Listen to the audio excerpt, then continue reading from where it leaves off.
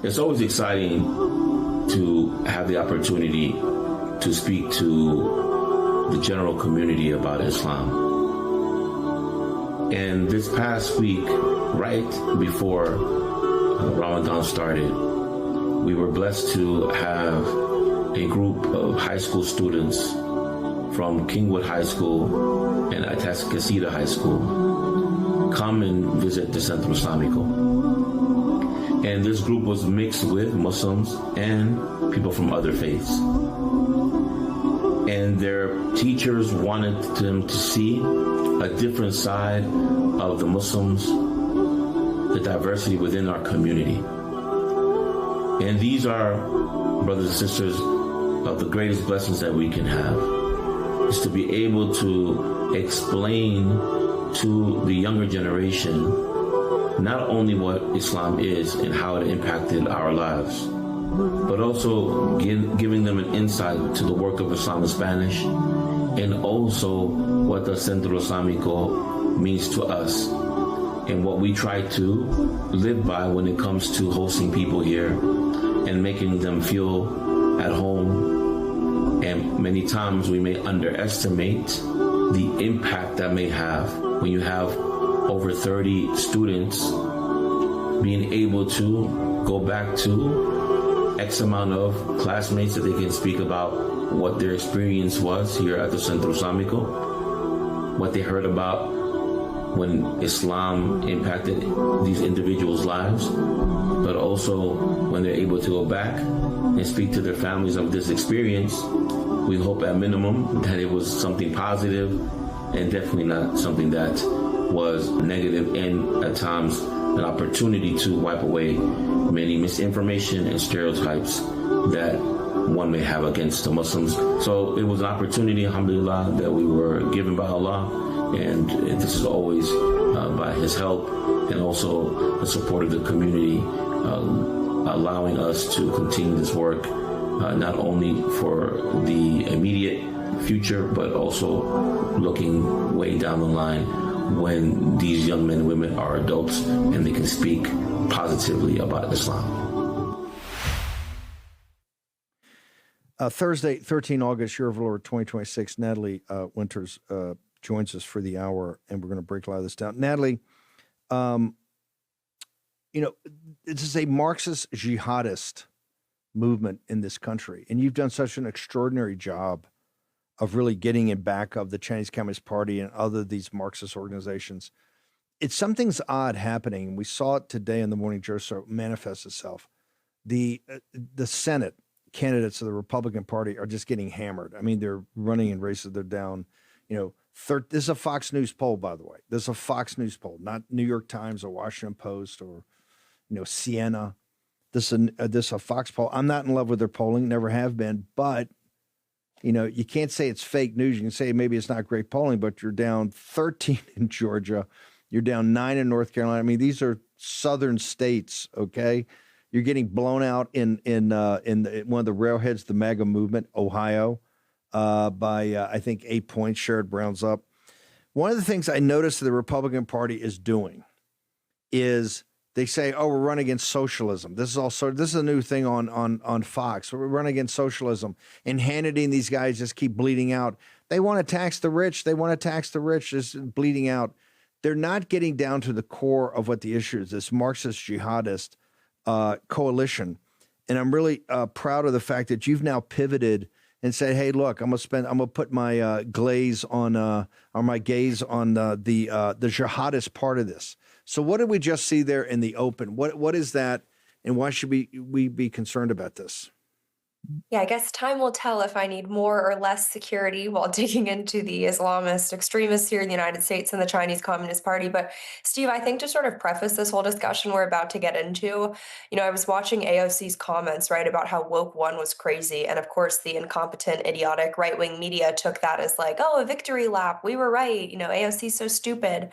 But when she chuckles and says that, what she's really doing is bragging about everything that they got away with, right? It's a very different interpretation. She's not dismissing woke one is crazy. She's telling you, look what we accomplished. Woke 2, woke 3, which I don't even like the word woke. It's anti-white, it's anti-America, it's anti-Western. But look at what we've accomplished and look at what we're going to do. I think a glaring example of that is the video that we just watched in the open, which truly makes me sick to my stomach. We've watched a lot of horrible cold opens. That might be one of the worst. That wasn't happening in Mecca or Medina or anywhere in the Middle East, even a stone's throw away. That was happening in Texas. 30 humble ISD high school students visited in Houston it's called Islam in Spanish, Centro Islamico in 2026, just a few months ago. And they were putting out these propaganda videos basically bragging, quote, what happens when students experience Islam firsthand. You could see the videos of the kids of what they were, looking at and learning about. They were celebrating that they would, quote, shape how the next generation understands Islam. I think this one's particularly interesting because it's like sort of the convergence of two mass migration invasions. You have Spanish language being used to convert Latinos into Islam and, white or whatever American high school students.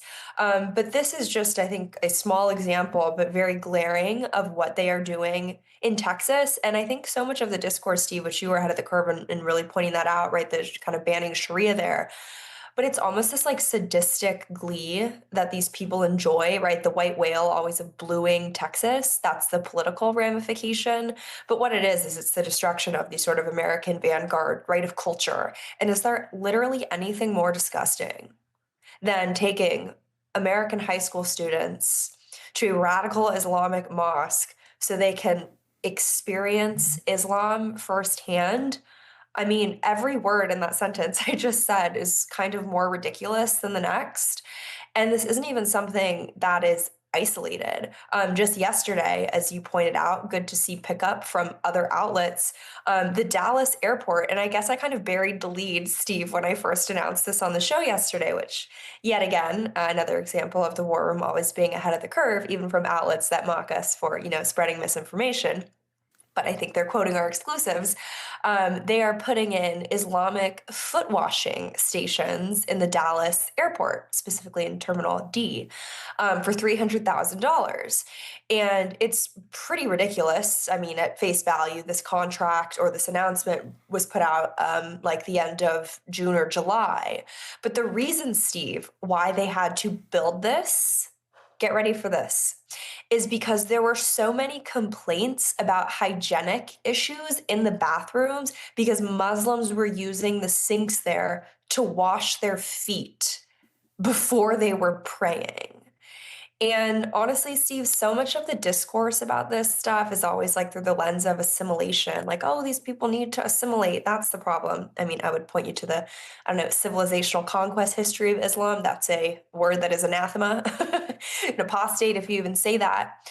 But I don't really want these people to assimilate, right? That's sort of like the woke, like right-wing hangout, limited hangout version, right? That's what all these like weak Republicans in DC want. I just don't want these people here. If you're washing your feet in sinks to go pray to a fake God, then like, I don't know, you probably just shouldn't be in this country. So that's just what's going on in Texas. I want to get into the examples of Sharia financing expanding across the country. But hang on. I want to get to Yeah. I want to get to all that. We're going to get to all that because once again, Natalie's put her great investigative skills onto this. But I want to go back to this, particularly that cold open, which was very chilling. I want people to understand, this is how far, this is why we moved the show to Texas for months about, was it Prop 8 or Prop 10 about prohibiting Sharia law in the state of Texas. There's an invasion on in Texas. There's an invasion on in Texas of now 300, mosques going to 400, and it's financed by people we're defending in the Persian Gulf, particularly Qatar and Saudi Arabia. And I'll throw a little Pakistan in there also, in Turkey. But we're defending these people with our sons and daughters or grandsons and daughters and your tax dollars. You got the situation with the Lincoln that we talked about earlier today that we're starting to investigate about the crews, about the food. And look, I've been on deployment over there. It's not easy to be on deployment in the North Arabian Sea. But that's the point. Why are we there? I was there in 79. Why are we still there in 2026? This is the question. When it's inside the wire. So, and that very chilling cold open. I want this is kind of like official programs of Texas high schools. This is so already embedded. This invasion of the welcoming arms of all these leftists running school systems, of the business community. They're making money in real estate. They're making money halal food. All of it. The business community has embraced this as a new growth opportunity. It's not a growth opportunity. It's a cancerous growth. It's metastasizing. Natalie, just go back to that opening. Explain one more time. What exactly did we see? Yeah, I mean, they're bragging about it, right? You can't even use the Trojan horse example here because they don't have to pretend that they're anything other than what they are. That video that I played for you is publicly listed on their YouTube channel. They're bragging about it. They were like writing articles about it. This Spanish language Islamic Center, the Islam in Spanish, Centro Islamico. This was just a few months ago, hosting dozens of students from a Houston public school to, quote, experience Islam firsthand, to, quote, shape how the next generation understands Islam. And Steve, they're bragging on their website about how they've converted, they say, 1,000 people to Islam. So what other purpose could you have from busing in Houston public school students? Like, it's just, you can't, in the same way, right, Steve, like engaging with the Chinese Communist Party, these sort of things, it's not altruistic. It's not good faith. It's literally welcoming in civilizational death in the name of, I mean, what, better understanding Islam? I'm okay. I can understand it from afar. It's egregious. And Steve, I would also add the point here too, like this is not a one-off thing. There's, I mean, hundreds of examples across the country of similar stuff like this. I just dug up a document in Connecticut where at the libraries there, forget drag queen story hour, now they have hijab story time where they're letting kids try on hijabs in libraries. But it is everywhere. And you're like not allowed to say anything about it because it's what, racist, but it really is this like cultural superstructure, right, Steve, that they've created where they are immune and they can do this kind of stuff. And if you even dare to say anything, you know, oh my goodness, you're canceled, right? It's like, as you know, daring is kinetic conflict. Like honestly, that video is so disturbing, and the tax dollars are subsidizing it. That's the most ridiculous part.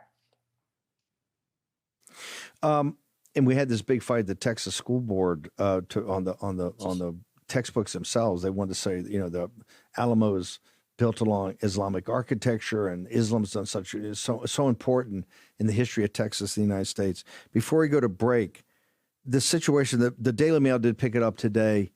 You're reporting once again the $300,000.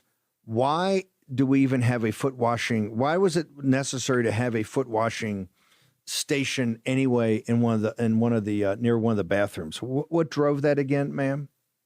Well, you know, because diversity is our strength and we love having, you know, importing the third world so much, apparently one of the unintended or probably intended consequences of that, I will quote, led to complaints of unhygienic conditions and water on the floor because people were, quote, using the regular sinks for the same purpose. So, you know, you land in Dallas, you're excited to go get some barbecue at your favorite Dallas barbecue joint.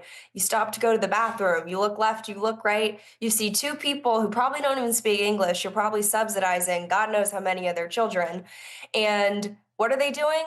They're washing their feet in the sink so they can go pray and then probably go attend some weird care-funded protest and tell you that you're an Islamophobe because, you know, you won't let your kid go tour some weird Islamic radicalist pipeline in the Houston area that your tax dollars subsidized. and don't let them go to the library, and don't let them go to the public library to no hijab story hour. Hijabs. Hijab story. Natalie Winters, my head's already blowing up. Great job. We're going to talk about finance. That might be cultural appropriation. Stick with us.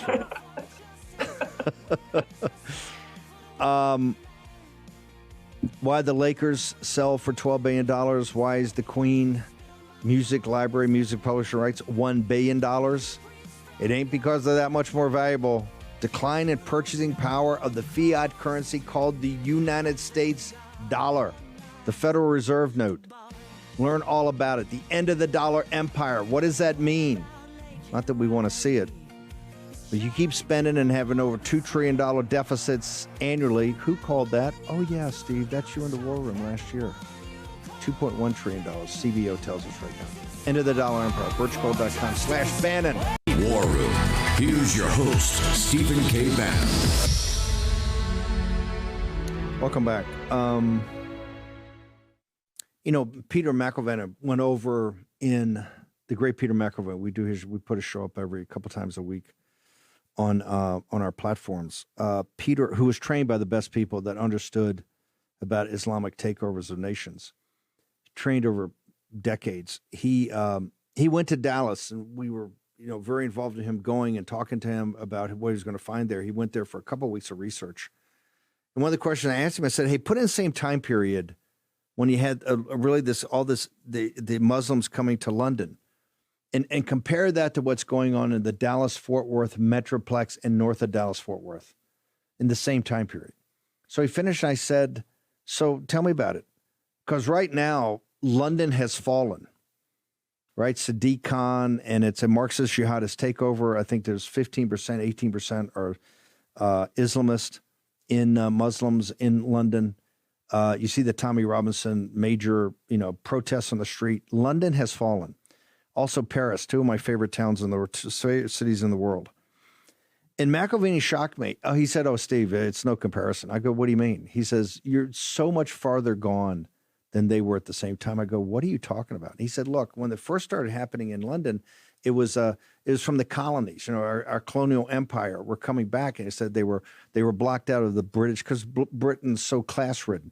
They, no media, no involvement with finance, no business community opening their arms to them, nothing. That's why they went into these localities. They lived together, became little shop owners, but no access to anything. But then it metastasized because we allowed to have the borders open and just brought in people constantly. He says, you're much farther gone. I go, what are you talking about? He says, look, the business community in Texas has embraced them. The real estate community. He says, why do you think there are 300 centers going to 400? Why do you have these mega centers? Nowhere in London or in Europe do you have these. Only in the United States and really just in Texas. They're sprouting up other places. But he says, because the real estate community's embraced them. The business community, he said, hey, halal food. I go, what are you talking about halal food? It isn't on in the little wagon of food wagons like in New York City street. He goes, oh, no. It's in the public school system. It's been institutionalized. It's hundreds of millions of dollars going to billions of dollars. He says the business community in Texas, including Abbott, he said, this is why nothing's been done. He said it's in the school system. He says it's everywhere. And people are making money. As long as they make money, they're going to look the other way of all the problems it brings. And he says, your problems are so far they're gone. And he said, unless you do something now to reverse it, not stop it, but to reverse it, you're going to lose Texas. And Peter McElveen is not a guy with this hair on fire. And he's 100% correct. That's why we worked on Prop 10 to prohibit Sharia law with no money. And in 3 or 4 months, got 2 million votes for that to prohibit Sharia law. CARE is in the Muslim Brotherhood, both designated terrorist organizations. However, it's not nearly enough. I mean, Natalie, this is what you're seeing. It's not nearly enough. I mean, it is so overwhelming what's happening there. And people got to start calling it Qatar, Saudis, a little bit UAE, Pakistan, Turkey. We're defending these guys. We're spending hundreds of billions of dollars to do this. The nation's attention's focused on that for the opportunity cost, while inside the gate, inside the wire, we're having an Islamic takeover. And you can't look at the current political situation with Mondami and Abdul up in Michigan and Talarico in Texas unless you understand this is Marxist jihadists, and they're working together to destroy this nation. Natalie, all of that's predicated on money. Talk to me about Sharia financing, ma'am. Well, as you were talking, I was thinking, it seems like these Texas public schools are as dodgy as the Strait of Hormuz. You can't go anywhere without running into the halal food, which you triggered me with that one. We're going to get into how the USDA is subsidizing a new pipeline up in Maine for millions of dollars. There's a really good graphic I'm excited to show you and see your reaction to. But to the Sharia financing, there's so much talk about Sharia, but as always in the war room, we like to get granular, signal, not noise. And I have found the whole list is on my Substack, which the studio can scroll that, but I also have a tweet thread that's up. showing just dozens. There are frankly hundreds of examples, but just of some of the most egregious examples where city, state, and local governments are not like just talking about it or, they're welcoming some Sharia compliant bank. In meeting notes from, the Economic Development Board or the actual government agencies themselves, the Minnesota Board of whatever, Department of whatever, they are actually institutionalizing Sharia compliant financing. And I want to go through some of these cities because it's not just Dearborn. Dearborn gets a lot of hate, rightfully so, but it's everywhere. In Louisville, Kentucky, and most of these are going to be just quotes from the government documents. This is not NGO stuff. This is the government itself. Louisville Metro rewrote its own small business lending program to accommodate Islamic finance, announcing that it will, quote, will now offer a Sharia compliant modification option.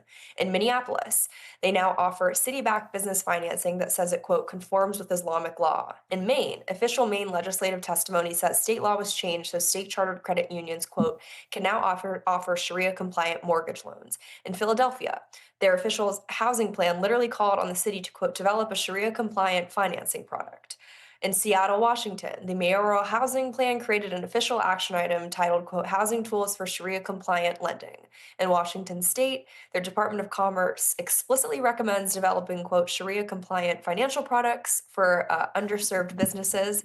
Also in Washington state, a separate commerce report to the legislature incorporates, quote, Sharia compliant financing for capital projects. In Vermont, one of the cities in their fiscal year 2027 city work plan told their officials to, quote, encourage financial institutions to create Islamic financing vehicles. In Hamtramck, Michigan, their 2025 economic recovery plan included a section explicitly titled, quote, Sharia compliant loan product. In Auburn, Maine, their officials consolidated a plan saying municipal officials had, quote, worked on adopting Sharia acceptable commercial loans. In Minnesota, their Department of Revenue maintains dedicated guidance for Sharia compliant home financing. In Washington County, their government website directs residents to, quote, Islamic financing options. And in Washington County, Oregon, Washington County's economic development website actively advertises two types of Sharia compliant financing to local businesses. Some other examples, and like I said, these are just some of the worst hits. In Seattle, they gave $575,000 from the city, another $1 million from their congressional representative, and then Washington State kicked in another $1 million. So a total of $2.575 million in public funds to a, quote, Sharia compliant 12,000 square foot community center, specifically for like refugees from the Middle East. I also found that another taxpayer funded like community center, recreation center in Hilliard, Ohio, because why would there be an Islamic invasion there? But there is. Their community center just installed a dedicated wudu Islamic foot washing center, just like they did in the Dallas airport. And it was in Connecticut where the public library held that hijab story time, also doing the same thing in a county in New Jersey in their public schools. Natalie, hang on one second. I just want the audience, so we're putting up some of the documents. Right now, though, Natalie, where do they go for your stories? You're sticking around, but where do they go? Because I want the audience to immerse themselves. Where they go for the stories and where they go for the links as you talk, ma'am. So obviously all of this is linked, sourced pictures. I do all of this research myself. That article that you're seeing right there is on my Substack. It's free. You can go to nataliegwinters.substack.com. If you put your email in, you'll get the stuff emailed directly to you, but you can also just click on the link. Okay. Like I said, it's free. You got to read this. Like, I know there's so much talk about Sharia financing. I want everybody to immerse. I want everybody to immerse. I want people to immerse themselves in this. Now, I want to go back to this finance first. I want to bifurcate these other things.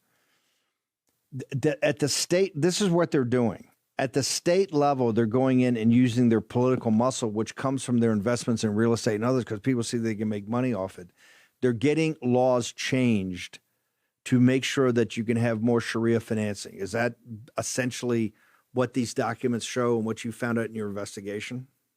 100%. So there's different kind of like pillars of this, not five, but One is making it easier to buy the homes. And I think that is such a stark juxtaposition. You have young Americans literally unable to buy homes because of this invasion. And what are state governments doing? Literally changing policy so Sharia compliant loans can make it easier for Muslims to buy up homes.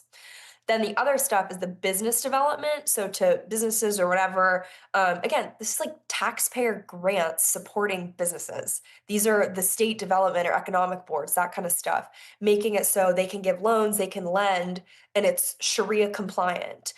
In Minnesota, I think this quote in particular is quite telling. A federal FDIC evaluation on St. Cloud was assessing the quote rapidly growing migrant population in the area. That's a euphemism if I've ever heard it. Assessing that it was predominantly Muslim, and they said that that was quote creating a need for Sharia compliant lenders. Which I mean, that right there is the signal, not the noise. And even Minnesota's retirement board is now changing it so it's Sharia compliant the way that whatever accrues or it pays out. There are more examples, even from the Fannie Mae, Freddie Mac, the like federal level, but starting at the states, you're exactly right. They're using the money to lobby for this stuff. Obviously, part of it is CARE, Council on American Islamic Relations, but you see it with El Sayed, right? He's been involved in politics for like decades, right? This is a well-funded, well thought out pipeline. And you can why is Louisville, Kentucky? Why do they need Sharia compliant lending for small businesses? Like that shows you how deep it's going.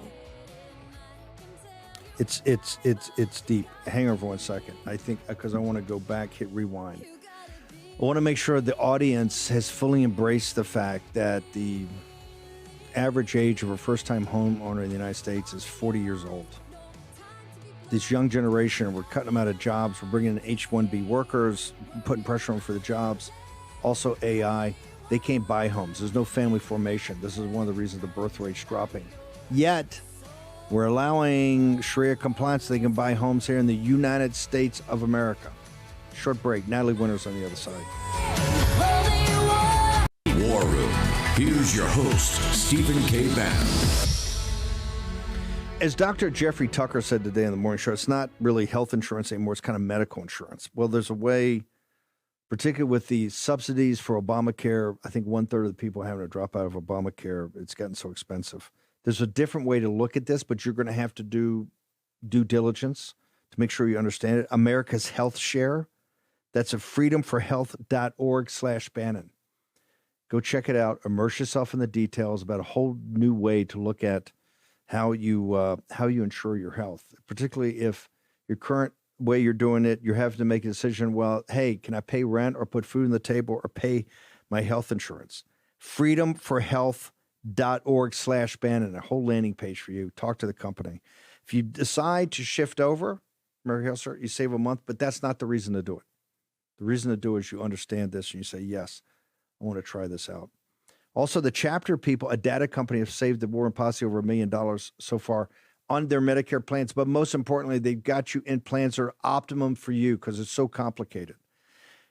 845-WAR-ROOM. Very simple. 845-WAR-ROOM. Call today. It's free, no obligation. They'll walk you through all types of different perturbations of plans, particularly now that the Trump has decided, the Trump administration is saying, hey, they're not going to continue these subsidies that started under Biden during COVID. You need to understand, particularly on all these additional programs and Medicare. 845-WAR-ROOM, free, no obligation. Our feedback from War and Posse is they love it. Go check it out.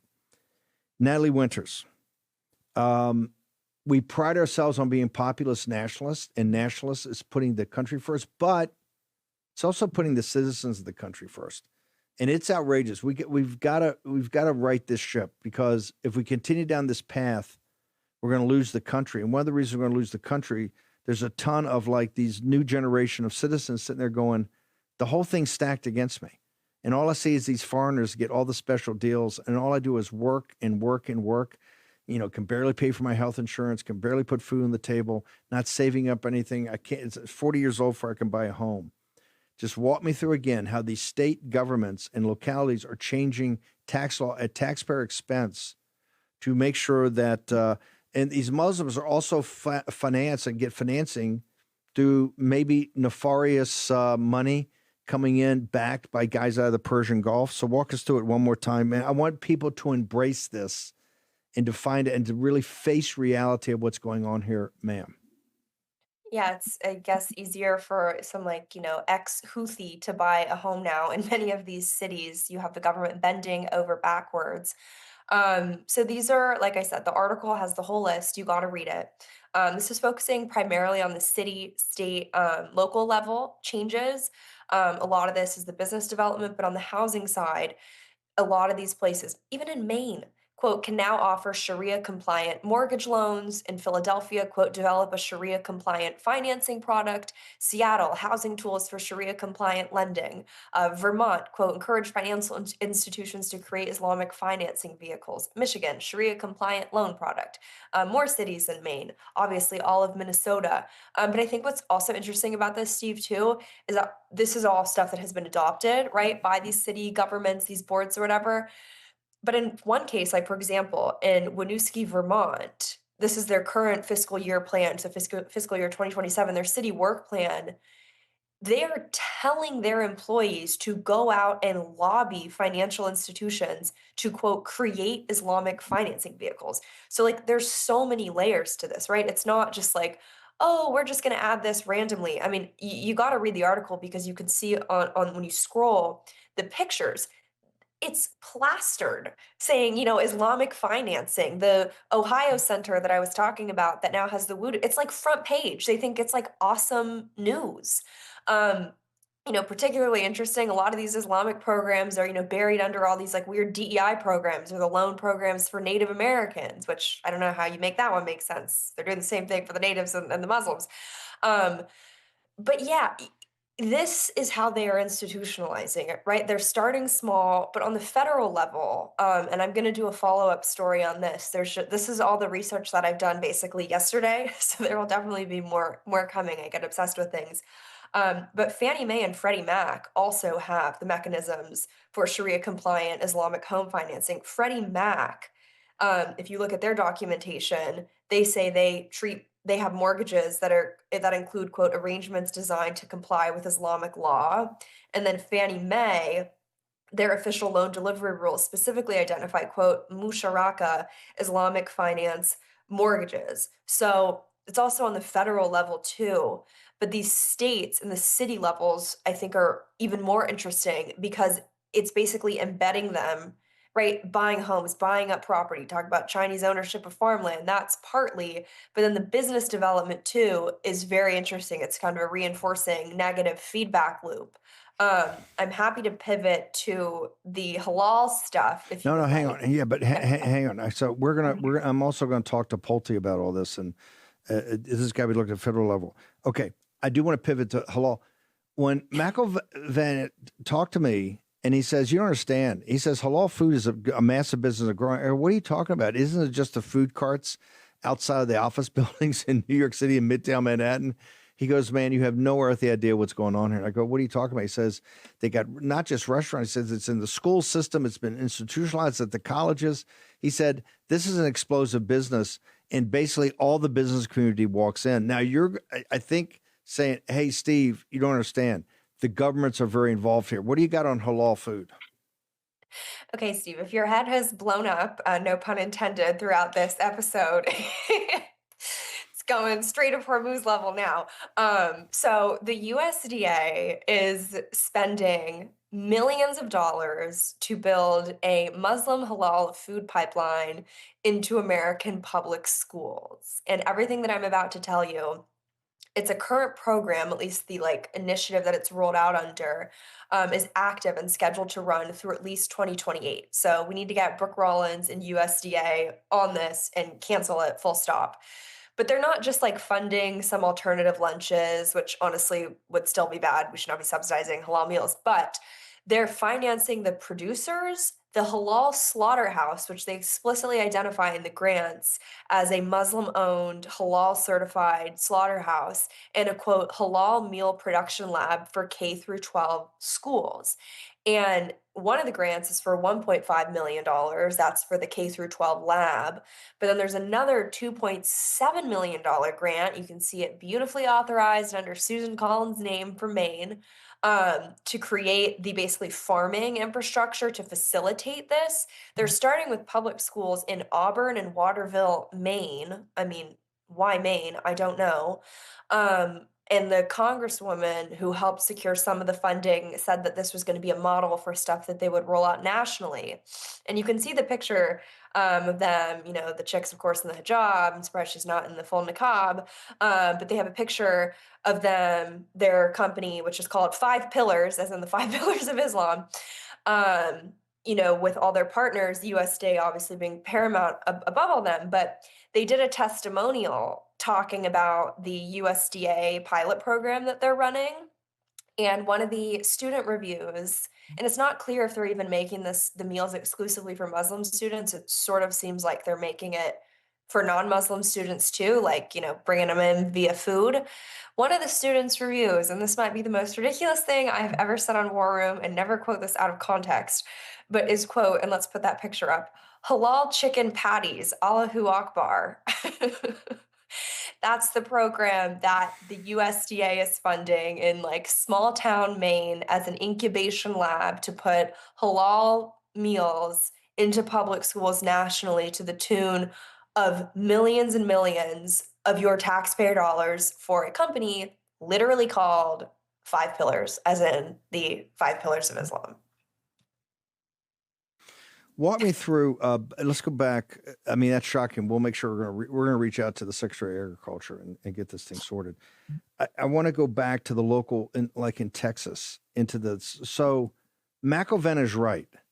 This is actually going to go in as part of a food program in the public school system in Texas. Is that your understanding? This is in Maine. So for some reason, it's interesting. Maine, in addition to Minnesota and Texas, is another state where there's been a lot of activity like this going on. I find that quite curious. So they're running it in cities now. They're expanding it into more public schools there. I've yet to look at, like I said, this is a day of research. I've yet to look into what they're doing in Texas, but I'm sure similar programs exist. But this one is just particularly egregious because the USDA is bankrolling with millions of dollars from the ground up, all the way down to the slaughterhouses. And I just want to make sure they're pretty open in your investigation. They're pretty open in their documents, saying these are test programs, these are model programs that once they've reached the program goals or the model's goals, these will be rolled out. The intention here is just not to do some small pilot program in Maine. It's to use that to then expand it throughout the country. Correct? To quote the congresswoman who secured, I believe, $1.5 million in funding for specifically the K through 12 part of it, she said, her words, not mine, that this was going to become a model for, quote, nationally, to be rolled out across the states. And just for some of my cursory research, there's a lot. Even take, for example, I was reading a youth assessment report in Alexandria, Virginia for the most recent year. And what used to be things to improve the school communities, right? It's like Ann Coulter always says, you see the money for the pageant being subsidized, the school pageant going to illegals, and that suddenly gets derailed. Talk about, the negative effects of all this. But the findings that they came to, the conclusions to what they needed in Alexandria, Virginia, were one, more halal meals for the public schools, and two, that the Muslims needed their own mosque prayer space so they could feel comfortable at public schools. So it's everywhere. And Steve, how I'm able to pull this is basically just by algorithmically searching certain keywords, which I can fine tune very, very quickly, right, to find in these government documents and slot it to basically .gov file type PDFs, and you can pull to see what they're doing. I'm aware that's tech speak, but this is just the stuff that is public and that they're talking about. So this isn't even me obtaining exclusive documents, right? And I can only imagine who is back channeling with these government officials to mainstream this. I mean, CARE subsidizes a congressional internship pipeline up in DC. They're running youth trainings that are sold out with thousands of people to train them to become politically active. I mean, if you just look at the trajectory of El Sayed, right? Someone who for years, decades, was involved in the smallest levels building, Muslim power to make and win elections and connecting the Islamic faith and Sharia law to turning out to vote. this is very systemic. It's not just a religious threat, it is a political and cultural one too. I mean, we just went through literally dozens of examples of Sharia financing coming to like small town America, let alone foot washing stations, Sharia community centers, hijab story time, and try on a hijab because you're in a New Jersey public school. Like, this stuff is crazy. Like, I just info dumped a lot. It's ridiculous. And it's either underwritten by taxpayers or it's institutionalized by institutions that our civic society is paid for by American citizens. This is the outrage of it. They're using the system to destroy the American people. Hang on for 1 second. I want to thank our sponsor, Birch Gold. We had Papadopoulos on this morning.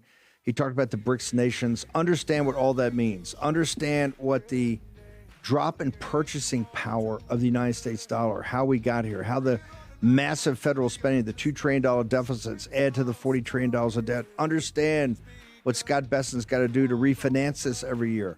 Birchgold.com/Bannon, end of the dollar empire. It's not that we want the dollar empire to end unless it's a conscious decision of the American people, but it's happening anyway. Birchgold.com/Bannon. Check it out today.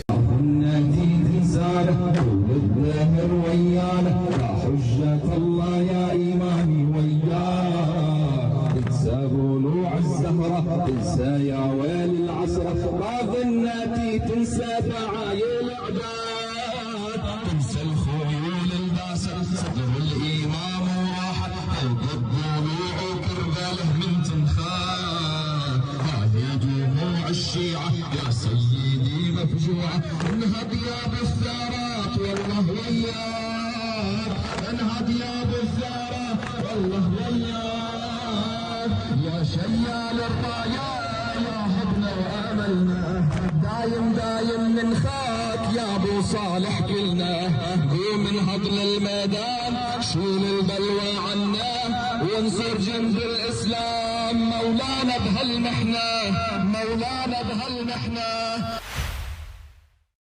The enemy is not only inside the gate, it's being financed by you and is being welcomed by institutions that you support. Natalie, you've done such an amazing job in the CCP. We got so much more to do there. You're starting now on the Islamic part of it, the Marxist jihadists. The Republican Party can't run away from this.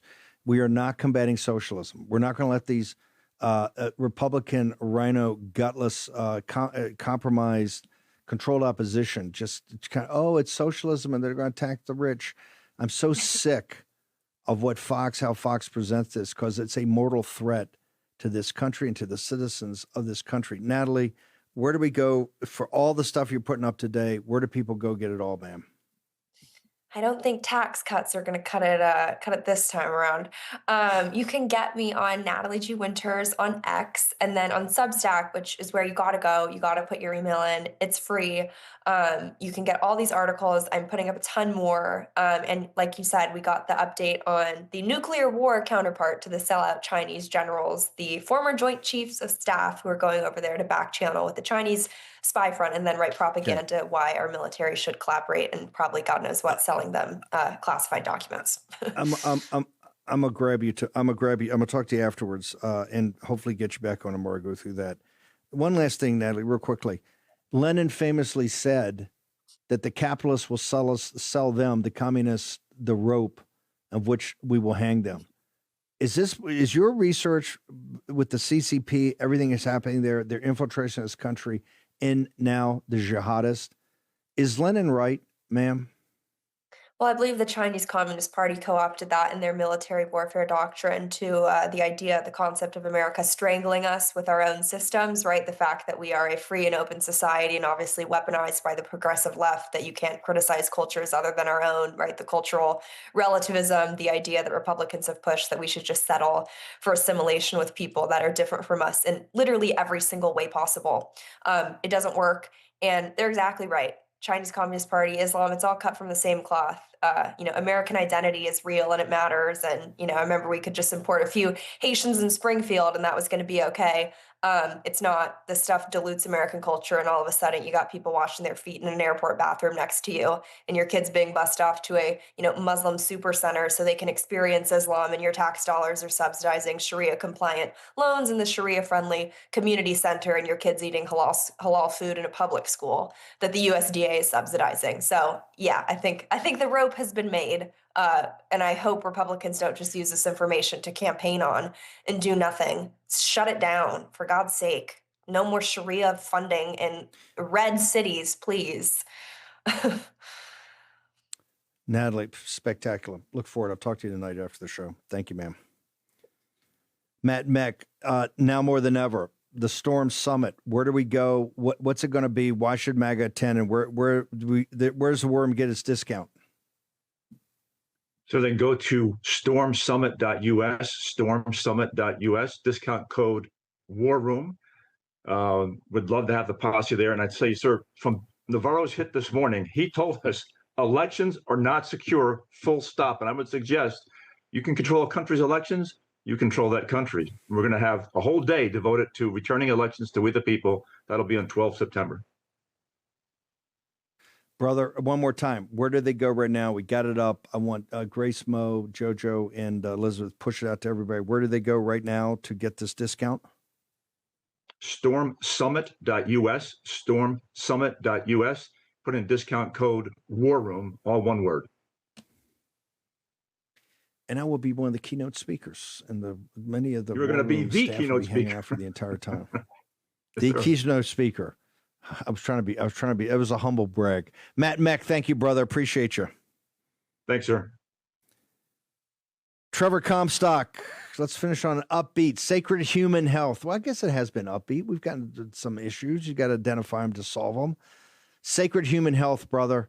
People love this site. This is why the reviews are so great. What you've done with your product and the handcrafting and saying, hey, I'm going to live up to what America, these are American-made, American products, American material, and American workers. Where do I go to read these reviews and to get access to these amazing products, sir? Yeah, 100%. Great to see you, Steve. Real quick, I did want to give a heads up that we are, as of today, running our end of summer sale. So if you did want to take advantage of it, you can use code SUMMER at checkout for 20% off any one-time order. And then with that too, I just wanted to quickly highlight our tallow moisturizer. Of course, it continues to become one of our best sellers, and we are almost sold out of our current inventory, but we do have our team working overtime to make more, as each jar is handmade. So I'm hoping we don't have to list as out of stock. But of course, for anyone that doesn't know, the tallow is just really amazing because it is almost identical to the natural oils that your skin produces.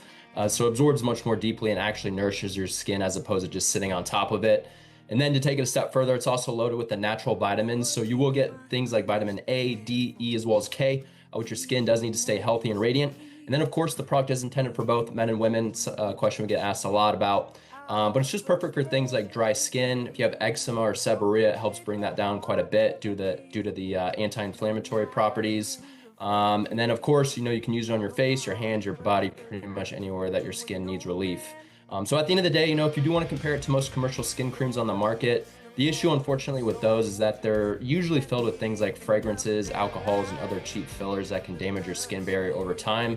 So it's why we wanted to create the product in the first place. But our tallow moisturizer is just handmade in Idaho, and we only use ingredients that we trust. And again, the ingredients are the 100% grass-fed and finished beef tallow, and then the raw Manuka honey from New Zealand. One last time, where do people go to the website right now? Check the products out and the reviews by their own compadres. Give that to me again. Yeah, 100%. You can go to sacredhumanhealth.com, and then you can use code SUMMER for 20% off any one-time order. Wow. 20% discount. Brother, thank you so much. Trevor Comstock, love the way you run the company, man. The founder, chairman, and CEO, Sacred Human Health.